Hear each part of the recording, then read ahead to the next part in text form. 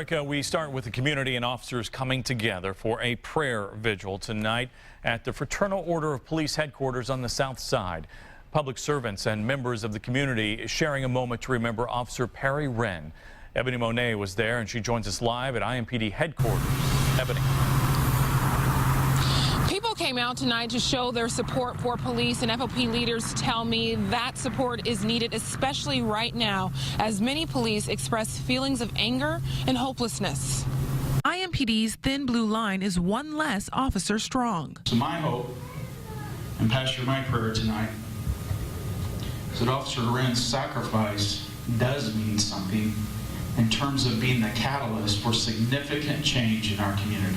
The people here at FOP headquarters pray for Officer Perry Wren, his family, and the law enforcement community. The 22-year veteran is the latest Indianapolis Metro Police officer killed on duty. We just so recently buried one of our own in Officer Bradway, and we heard so many people tell us how much they supported us and stood with us, and were going to get us help.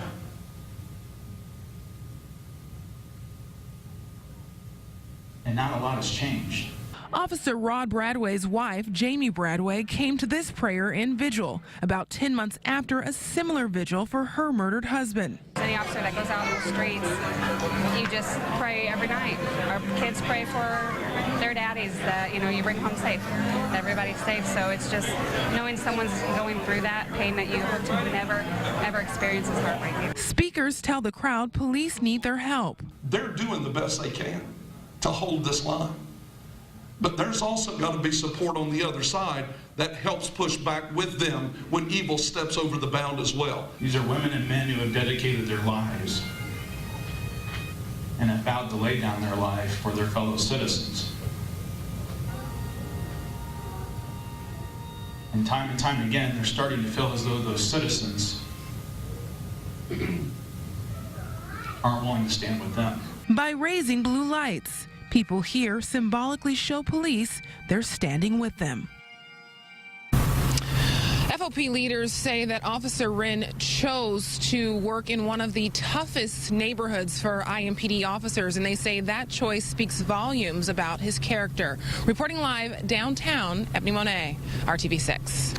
Ebony, thank you. Continuing our coverage now, dozens of people in the small town of Danville in Hendricks County gathered tonight at the town hall to pray for Officer Wren and two other officers who died in the line of duty recently in our state.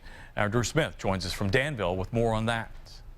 Well, Todd, these three candles here are symbolic of the three police officers in the state of Indiana who lost their lives recently in the line of duty. Tonight's prayer vigil was organized by a group called the Indiana Police Wives Ministry.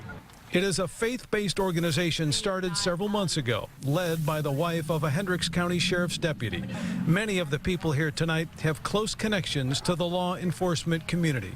We just felt like in the midst of all the evil and all the crime, we need the Lord. And so here we decided to hold this emergency candlelight prayer vigil tonight to honor those officers, but also pray for the criminals and the people that are involved, because everybody needs the Lord right now. It's really, really getting bad. And your heart pours out to the law enforcement and their families that have lost, their husbands in the line of duty.